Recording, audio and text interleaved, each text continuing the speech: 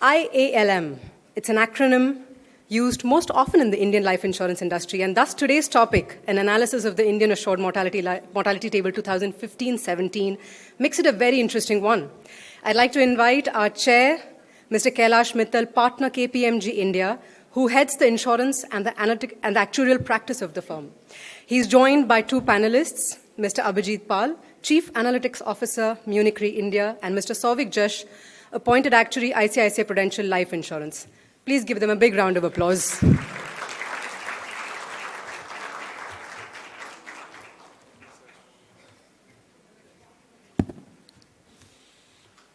Good afternoon, everyone. I hope I'm audible. Okay, cool. So, like Kritika said, right, it's an ILM and industry-wide life mortality table that all of us as actuaries are used to seeing. We've had a group set it up. We've had a set of people work on it, through the data, mine it, go through it. What we are here to present, and then we've got Souvik and Abhijit talk through it, is a work that the AORC has done, which is the Actuarial Oversight and Review Committee. And these two members, along with three other individuals, 5 of them worked at it, reviewed the entire table, and they will share their findings with us. On that note, over to you, Souvik and Abhi. Thank you. Thank you, Kailash. So it's always said that the post-lunch session is a difficult one.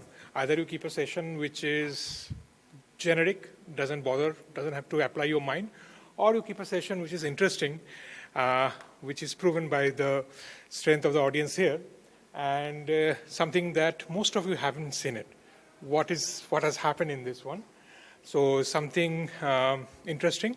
You will see what the analysis that we have done, and we have comparison with the previous table, which is the 12-14 that's currently in vogue.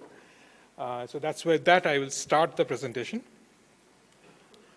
I think I will spend the first few minutes in trying to take you through what is MMIC and what does it do. And we've done a lot of work over the last almost a decade.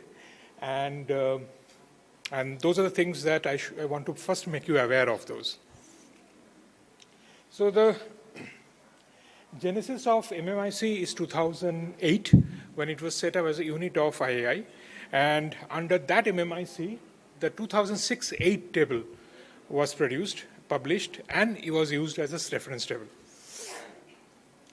In 2015, there was a decision to do a collaborative approach, whereby IIB, which is the Insurance Information Bureau, Life Insurance Council, and IAI, they set up a common platform.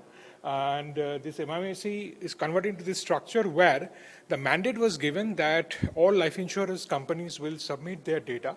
The data will be used to analyze by IIB. So all the data repositories lies with IIB. And there will be a committee under that who will review whatever the work is being produced.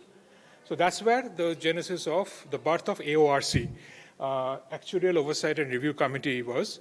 So under this agreement, the AORC was supposed to give the overview and guidance to the IIB staff to do the work that was nominated to them. Now, AORC is formed of 5 members, 3 actuaries who were nominated by IAI, and 2 actuaries who were nominated by the Life Council. In terms of the composition of AORC, this is the current AORC team, led by Mr. K.S. Gopalakrishnan, who is the chairperson, myself, Abhijit, 2 of us are here. Then we have Chitra. The last one, Dinakar. Dinakar used to be part of the AORC and was one of the team members during which this ILM 15-17 table was done. He has currently moved on, and in his place, Bhavna has joined AORC team. So whatever work that we're going to present is the joint work done by AORC with, of course, the IIB staff and IID officials who also participate in the discussion. So what are the work done that we have done? We have done over time. So the first one under AORC and MMIC structure that we said was the 12-14 table, which is the standard table that we currently use for all life insurance work. And that was made standard table from 1st April 2019. Subsequent to that, we have done the first ever individual annuitant table. Now, I'll just want to point out that this is the first ever individual annuitant table. The previous annuitant table, which all of us used to refer to, was actually based on group data, not individual annuitant data. And that was adopted as a standard table in March 21. The 1517 work that we are going to present today was completed in December 20 and since has been adopted by II Council. Our presentation will cover that. Subsequent to that, we did group annuitant table, which was the subsequent work from the previous annuitant table that we all used to use as a standard table, which is the 96-98 table. And it has been, current status is that it's been adopted by II Council. This is new. I think many of us wouldn't know.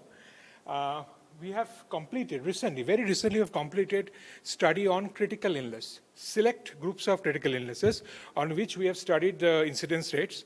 These are critical illness products that are sold by life insurance companies, and the report is done and has been adopted by II Council. So that's where the current the table stands. There are a few more things that I'm going to cover at the later part of the presentation on what the future looks like for them. With that, I'll now hand over to Abhijit, who will take us through the first part of this study.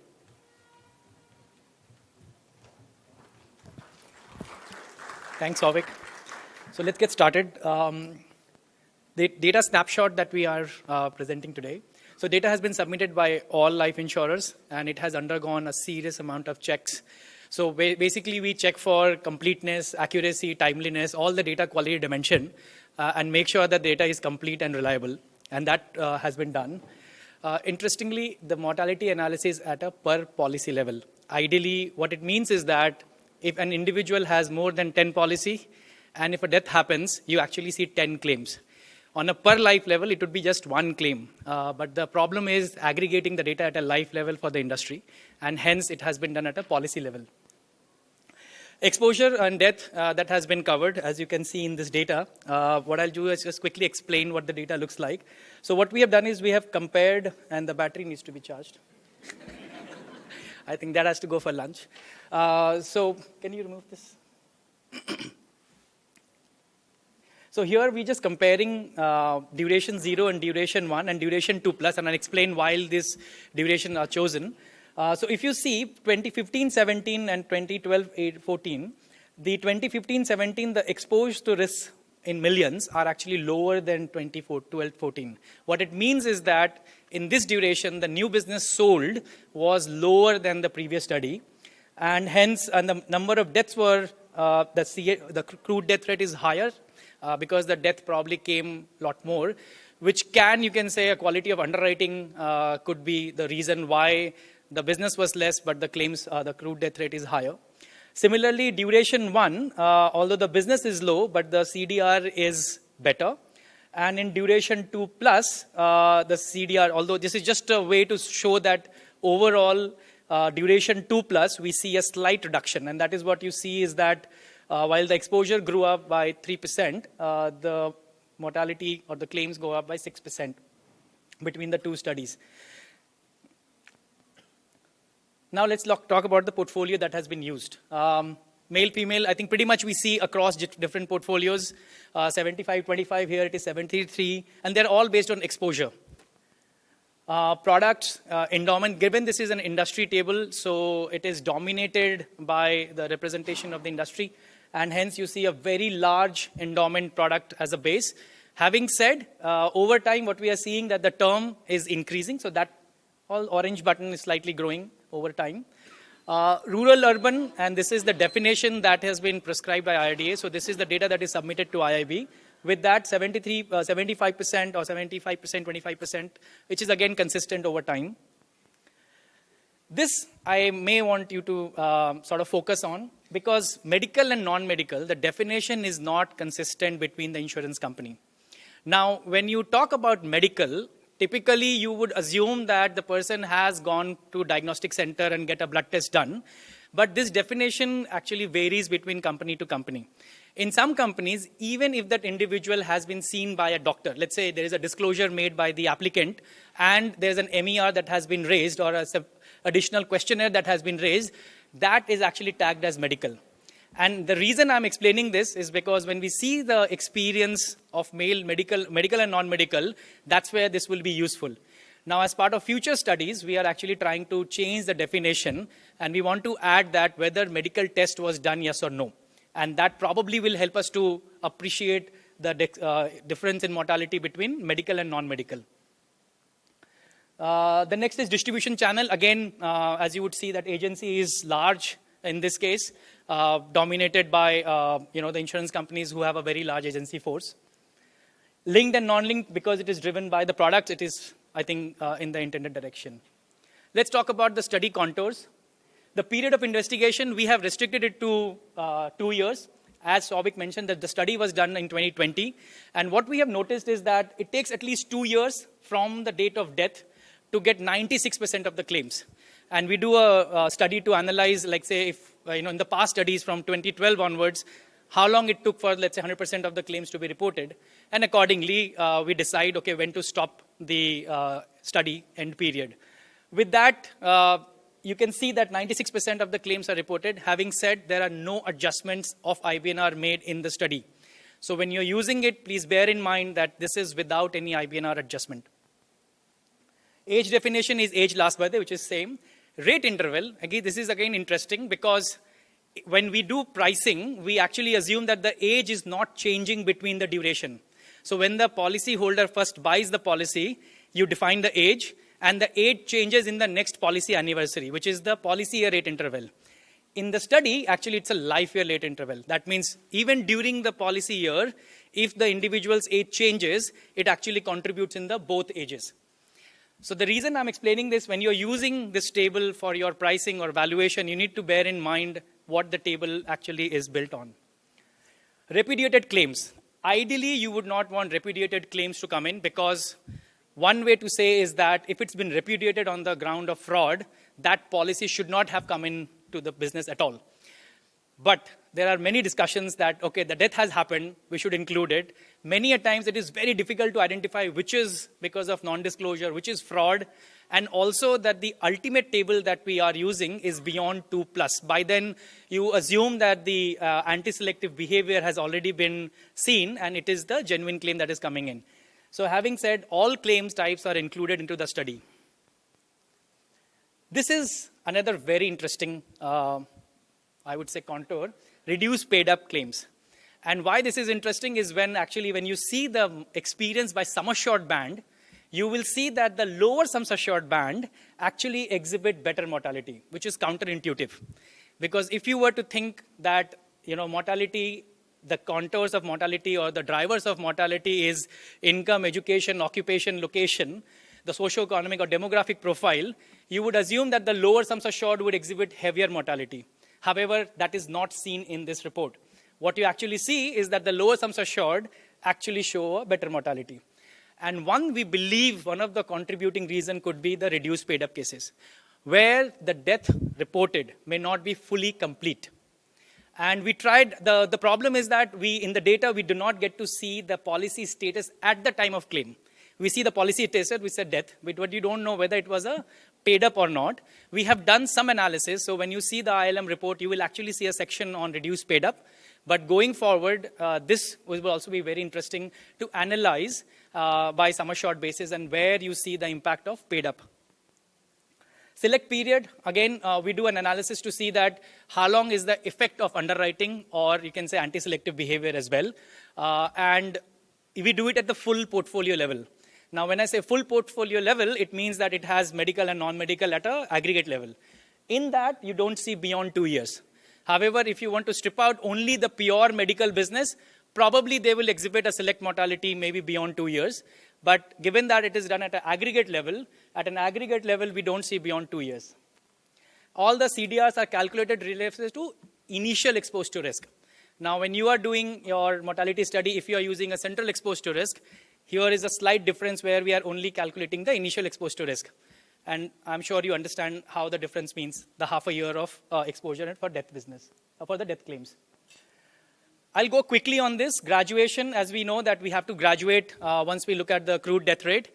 We try multiple iterations, and based on that, we have chosen something which is called Seligman-Pollard, and that is because it actually meets the criteria both for smoothness as well as the suitability of the shape to the curve. We do make slight adjustment to this. And why? Because if you look at the Seligman-Pollard, it actually has 3 components. The first component talks about the infant mortality, so there is a steep curve at the beginning. Then the second curve talks about the accident hump, and the third one talks about the mortality for the older ages. Now, if we notice there is a second hump in the data, which we noticed in the 12-14 also, that one accident hump is between 25 to 30, and the second hump was post-40. So then we adjusted the mortality the curve to make sure the second hump is also sort of put into the graduation formula. So the graduated rates are very close to the crude rates. And that is why when you look at the ILM report, you will see the Seligman-Pollard equation with the additional, the second part, which is, this one, which actually takes into account the hump part of it. Now, this is heterogeneity. Now, ideally, you would want your mortality study to be very, very homogeneous so that you know where you can use it.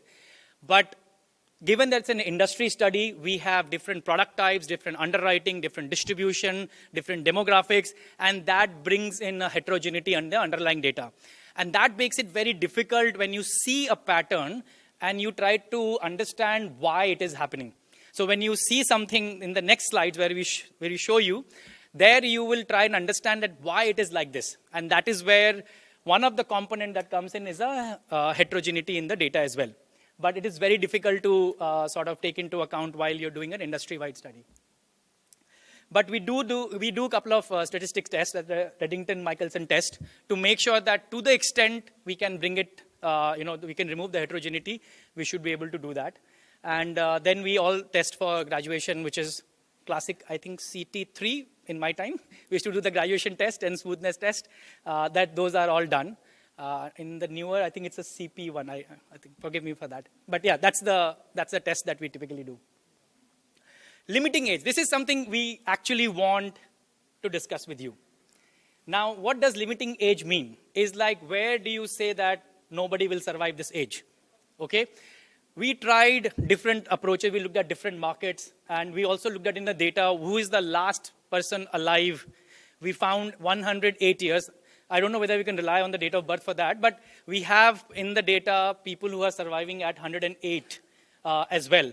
But the question is, this has a very, very important implication. So let's say if you put it at 100 and you are graduating till 70, from 70 to 100, it will grow up exponentially to make sure if, let's say, you have a 0.7 QX, it will become 1 at the time of 100. If you move it to 115, then it will grow up gradually, rather slowly, because it is targeting 115, because it's an extrapolation done after the point you have stopped the graduation, right? From that point, it is an extrapolation. So the limiting age becomes a very, very crucial assumption to see what you are, where you want the mortality to, where you want to say that whether who is living beyond this point or who will not in the portfolio living beyond this point. And mind you, this is not an annuitant mortality. This is a savings business. So typically you have a whole of life. Ideally, you would assume that 100 years, 100 minus age at entry. But we have kept it consistent with, let's say, ILM 94-96 also had 99, but 06-08 had 115. So as of now, it is consistent with that. Otherwise, your older ages will actually look very different if we assume a different limiting age. But within the AORC, we have a lot of discussion as to what should be the real limiting age or where should we peg it. So if any one of you have any thoughts or suggestions, please feel free. You have seen the name. Anybody you want to reach out to, please feel free. And yeah, that's one of the age that we have seen. Now, this may not be very, very clearly visible, but I just want you to see that this is compared. Now, why we have chosen male medical duration 2 and over is important.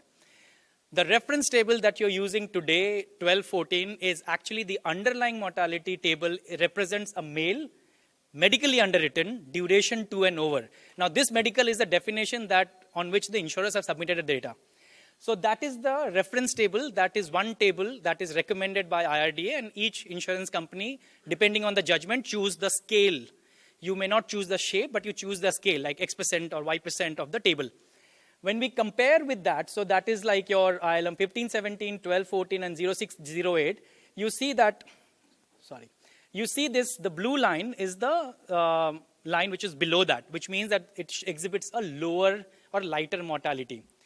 Now, if I were to show you the annual reduction, percentage annual reduction over 2015, and this is the blue line, you see where the accident hump was in 1214. Now the reduction looks a lot higher. What it means is that it is relatively flat. So 1214 had a far more visible accident hump than 1517. Similarly, at different ages, like I was mentioning that we had seen a hump at ages 40 to 50. In this study, this hump looks a lot lower, and that is why the reduction looks a lot higher. So this shape means that we have seen more reduction or lighter mortality at 1517 than 1214. Now, here it is very important. This is what I was alluding to. Now, if you see, this is only for male, medical versus non-medical. Up to age 20, we keep it same, because there the medical, non-medical, we do not believe will actually bring any differential. And hence, up to age 18, medical and non-medical rates are same. Beyond that is what you see the comparison. So as you would expect, the male non-medical is actually higher or heavier than male medical, which is what you would expect because you're underwriting for it. But at the older ages, you see that the male medical takes over, which may be slightly counterintuitive. If we are doing a medical underwriting, you would assume that they will continue to exhibit a lower mortality. More importantly, medicals are conducted for lives, either they are buying a higher sums assured, or they have disclosed there's a disclosure in the application form. If they are buying a higher sum assured, that means they come from a better socioeconomic profile, which means that they have better access to healthcare. So technically, the factors that affect mortality automatically being exhibited by a medical portfolio. So when medical portfolio exhibits, especially in the savings business, if it exhibits a lower mortality, the impact of medical is one aspect, but actually the demographic profile of the people who are buying those policy and going for medical actually represent a secondary impact for that. But here, we actually see a reverse. So what it means is that if some of the policies where people may have declared that they have some, let's say, ailment and have gone for medical, they may exhibit a heavier mortality. And which is why at the older ages, you actually see non-medical exhibiting a better mortality. But it could be a lot more than the way medical and non-medical are defined. And this is what I was alluding to, that if we probably strip off those who have gone for medical test and have taken a standard, probably they will exhibit a lighter mortality or continue to exhibit a lighter mortality.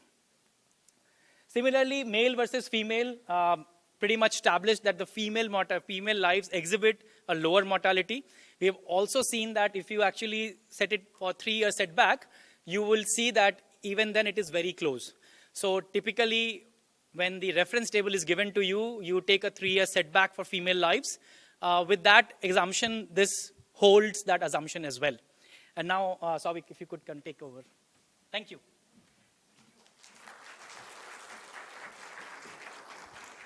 Okay, so now we have also attempted to, for the first time, I think that's not there in 1214, we've attempted to sort of try to see if I can segregate the emergence of mortality by different product categories.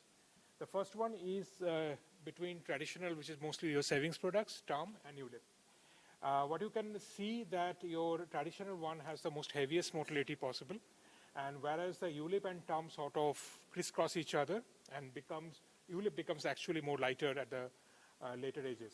And particularly if you look at now, but then at the higher ages, it's a term which is exhibiting a lighter mortality. Now, mind you, the contribution of term in this portfolio is still lower. You saw 3% number in that study, which we believe that beyond 2017, when we take up those studies, we'll see the proportion of term will increase, and also it will become more credible. Because if you recall that the actual upsurge of term selling in India happened around the time 2016-17 onwards. So hopefully that experience will come up when we do the next study. In terms of distribution channel, anyone surprised to see where the banker and agency sort of curve are? The banker has much lighter mortality than the agency one, and that sort of continues across ages. Okay. It might be different from more recent experience that some of you might be involved in your own individual companies, if you have seen it, but this is 15-17 exposure analysis. Sum assured bands. Now this is one Abhijit mentioned. To your the left graph, your 0 to 2 lakh is, 0 to 2 lakh is your blue line, which you see is the lighter one. The gray line is the 5 to 10 lakhs, which is the heaviest mortality. Now, we debated, we suspect that a lot of the reduced paid up policies, which typically, when they become paid up, the benefits also reduced. So effectively, it's not coming? When you're turning now. Achha, sorry, yeah. So, so when the reduced paid up thing happens, it leads to more under-reporting of claims. That's what we suspect. Challenge is the data. Unless we solve for the data, I think it will become difficult. I think one of the thought we have is that in the next time we go to collect data, we will request the insurance companies to provide this information, the status the policy was in at the time of claim. If we can collect that data, we hopefully will be able to solve this conundrum. Ideally, it's completely counterintuitive than what you would ideally expect from this. And it's sort of sees if you look at the higher ages also. But higher ages, the notice that the 2 to 5 lakhs is actually becoming heavier. It's steeper, heavier. There's no surprises here, rural and urban. The rural has heavier mortality. That's sort of there. Okay. This is also one thing that we attempted is to look at the census. Now, we know that our ILM is based on the insured population. We also have a reference to what the census data is showing. So what we try to do is that we try to represent it as our ILM curve as a percentage of the census. And for male and female lives. What is pretty evident is that, of course, which is expected that our insured lives should show up as a lighter mortality than the general population of India, which is captured in the census data.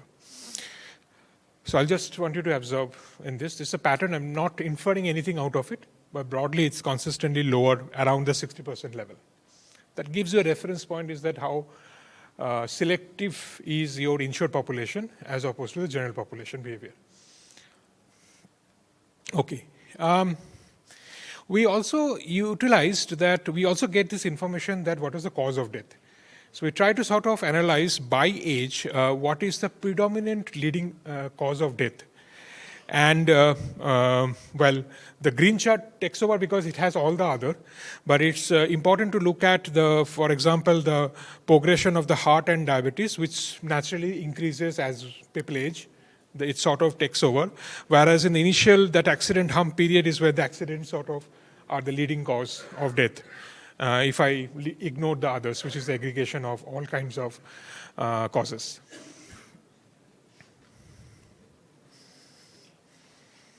Okay. So this is the 15-17 analysis, and we've given a comparison with the 12-14. The few thoughts that I want to sort of put up that what we intend to do subsequently. One is that we haven't attempted a multivariate cause behind analysis on the causes of death or what are the key drivers, which we intend to attempt in the next study. Of course, the paid up becomes a critical one. We'd like to sort of progress on the paid ups so that it sort of comes there in terms of getting a more sort of understanding of why those smaller sum assured shows a lighter mortality. And of course, substandard lives is one thing that we want to pick up. As we spoke, we have started our work on the next study, which is the 17-20 period. It will end just before the COVID hit. So it will not have any COVID exposure. The last exposure period will be 31st March 2020. And we're also exploring how other studies that we can get on, which could be something like on group business, some of the government schemes on which we would like to have look at that. So with that, I would thank you. Say thank you to all of you. We're happy to take few questions at this stage. Yeah, sure. Thanks, Souvik and Abhi. Round of applause. No, thank you so much. Yeah. So yes, we could probably have. I'm conscious of time, and it was an interesting presentation. Even I was kind of going through it for the first time. And then we'll throw the floor open to questions. We could have a quick raise of hands if there are any. While the mic comes to you, since I have the mic, I'll take the liberty of asking the first one. Abhijit, you talked about the medical tagging, right? And I'm just thinking aloud. See, medical, someone going for a CBC at one end, and someone going for a TMT at the other extreme, or say a 2D or a 3D echo, right? It gives you a lot of insights which are beyond, and then you can't really paint it in the same brush. What's your take on that? So that's the holy grail, right? So if you are able to strip out the impact of each medical test on the mortality, then you can start saying that whether one is needed or not.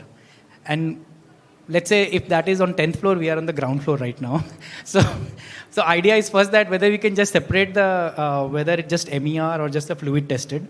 Then you start to look at, and see, when you talk about TMT or the high-end test, that also has the age and sum assured. So then we have to strip out the impact of age, income, occupation, location, and then see the impact of medical. So I think we would love to do it, but I think we're not there yet. Needless to say, the grid will be different. Absolutely.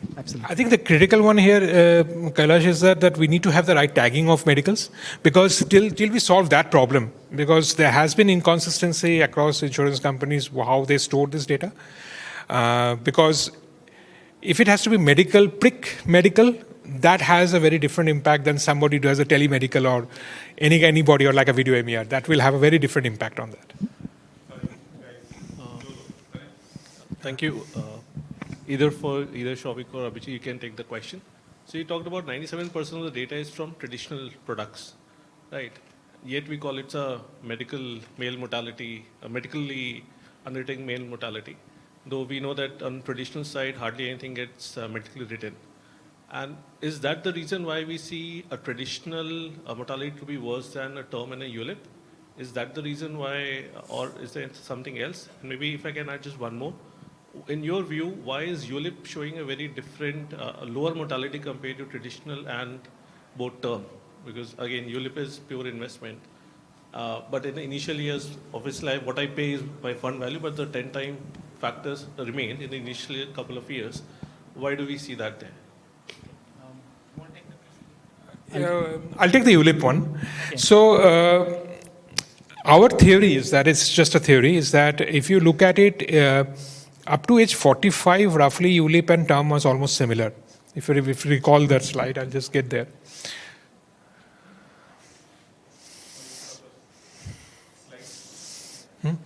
Slide. Yeah. I think.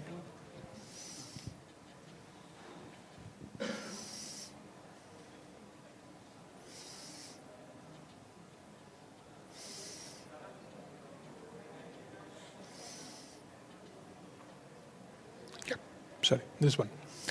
So you could see that up to age 45, it's sort of just about there with the term.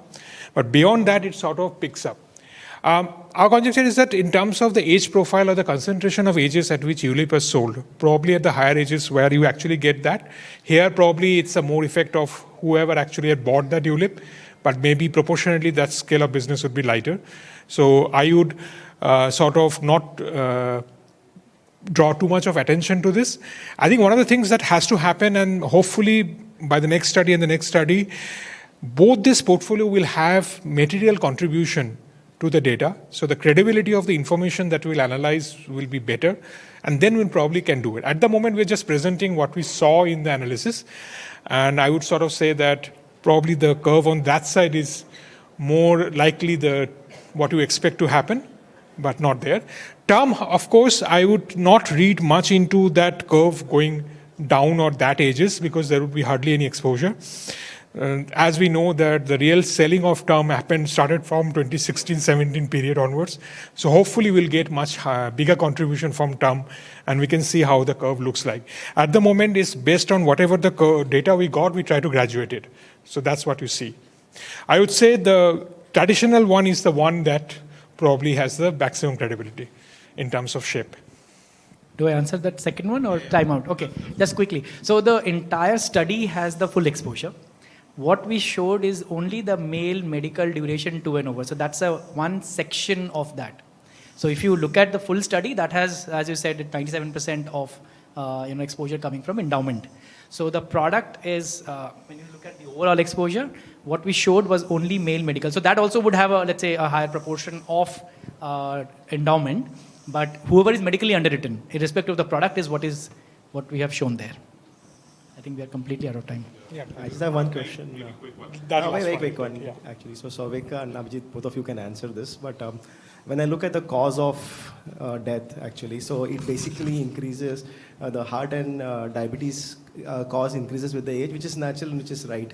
What I'm not seeing is that the cancer is not mimicking what is seen in the clinical practice or in the clinical. So cancer is not increasing, not with age, but even at all ages, the cancer part is not increasing. So my question is that how confident are you with this tagging or the cause that you're receiving? And are you encouraging the insurance companies to really, because the next table, it will again be the same problem. So my question. Yeah, I think that is a challenge. And I think people who are part of the insurance companies, please keep that in mind that this has a real impact. Now, one possible reason, again, it's a conjecture, that somebody can have a cancer but ultimately may have died from a heart attack. It may get reported under a heart attack because that's what the doctor would have signed, ultimately. And that is one of the reasons that is no easy way out of that, because if you're not doing an investigation, you will not figure out that what was the true cause of death. So some of those medical-related things may get suppressed and get all subsumed within the yellow bar, and that's what the real challenge is. Okay. Okay, thanks, Souvik. Thanks. I think just one thing to keep everybody aware of this, that the full report is already with all the insurance companies. You can check with your appointed actuary or CEO office. They're with that, so you can get more insights on various cuts that we have done on the analysis. Thanks, Souvik and Abhi. A round of applause for these guys. And I just to maybe wrap up, this is one of these sessions that I have seen in this GCA where I've only seen an inflow coming through the gates and no outflow of individuals. So, thanks, guys. Can I request you to wait for just 1 minute? I'd request Mr. Tanay Chandra to please thank our speakers and the chair for this session.